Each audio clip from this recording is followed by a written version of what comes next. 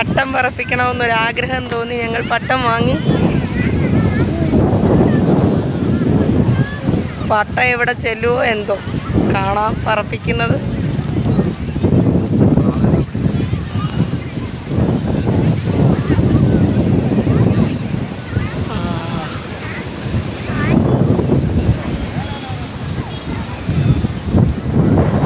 കുഞ്ഞുങ്ങളെയും കൊണ്ട് ഒരു ഔട്ടിങ്ങിന് വന്നു. രാജനങ്ങളുണ്ട്. ഞങ്ങൾ